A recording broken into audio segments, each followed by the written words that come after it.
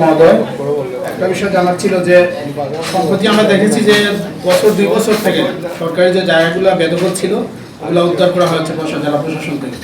এগুলা কি অবস্থায় এখন আছে না আছে, আর কতগুলি জায়গা আপনারা উদ্ধার করেছিলেন তার কোনো পরিসংখ্যান থাকলে?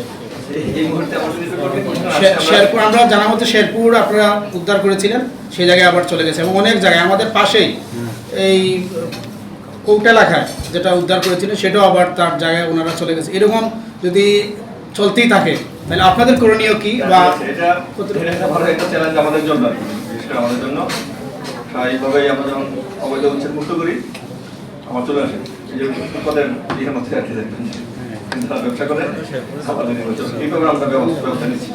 বর্ষা চলতেছে, কিছু গাছ লাগানো যেতে পারে বলেছেন। আমাদের সরকারের একটা ভিশন আছে যে 5 বছরের মধ্যে 25 কোটি গাছ লাগাবে, 5 কোটি প্রতি বছরে হয়। তো সেক্ষেত্রে আমরা বড় করে একটা ক্যাম্পেইন নিব সরকারি জমিতে, গাছ লাগিয়ে আপনারা একটা এক্সাম্পল সৃষ্টি করতে পারেন। এক্স্যাক্টলি, এটা আমরা বড় করে একটা সবাইকে নিয়ে, আপনাদের সবাইকে নিয়ে একটা প্ল্যান আছে, আমাদের প্ল্যান আছে। বর্ষা সিজনটা শুরু হলেই ইনশাআল্লাহ শুরু করব আমরা। শ্রীমঙ্গলে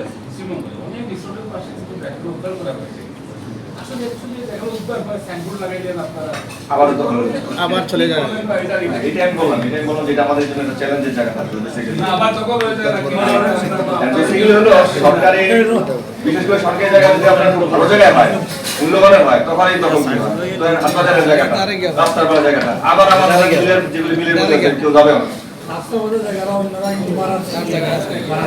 আমাদের এই ধরনের এখন একটা কাঁচা দিব অথবা বড় একটা দেয়াল দিব, স্বাভাবিকভাবে সরকারের তথ্য বাজার থেকে তখন আমাদের এই চ্যালেঞ্জটা ফেস করতে হয়।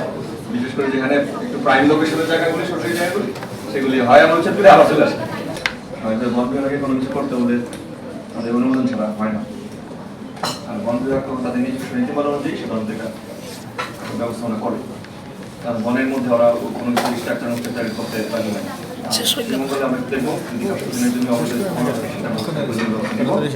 তবে যে কোনো জমি সরকারি কাজ জমি বললাম, অফিসি হলে অফিসি নীতিমালা অনুযায়ী দিতে হয়, সেই ক্ষেত্রে অবশ্যই সরকার পথে বিমন্ত্রণালয় তার মতো করে সম্ভবত প্রধানমন্ত্রীর কাছে নিতে চায়।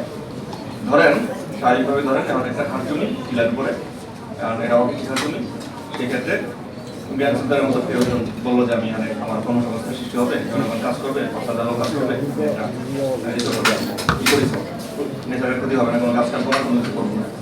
তখন আমরা স্বাভাবিকভাবে তখন আমরা তার আবেদন সবকিছু সহ দলিল সহ ওই জমির কি পরিমাণ মূল্য হয়, ওই মোজা রেটে, ওই মোজায় কি রেটে জমি দিতে হয় তার একটা গড় করে আমরা বলবো যে এত টাকা এটা হলো, এটা করে সরকারকে জানাবো, নোটিশ জীবন করি। সরকার যদি সরকার মধ্যে সে যদি মনে করে যে না ঠিক আছে, আমাদের প্রস্তাব সুবিধা আছে, অথবা সে তার মতো করে আবার তদন্ত করতে পারে, অথবা সে আমাদের আরো কিছু কোয়েরি করতে পারে, সে তখন এটা বাতিল করে দিতে পারে আবেদনটা, অথবা অ্যাকসেপ্ট করতে পারে, বলতে পারে ঠিক আছে এই টাকা যদি সে সরকারি কোথায় জমা দেয় তাহলে আমরা অনুমোদন দিব, এটা দিতে পারে। অথবা তাহলে সরকার যদি মনে করে, সরকার প্রধান এটা বলা আছে, সরকার প্রধান যদি মনে করে তাকে সালামি মূল্য দিতে হবে, 1000 টাকা 1 টাকা। সরকারি অফিসে সাধারণত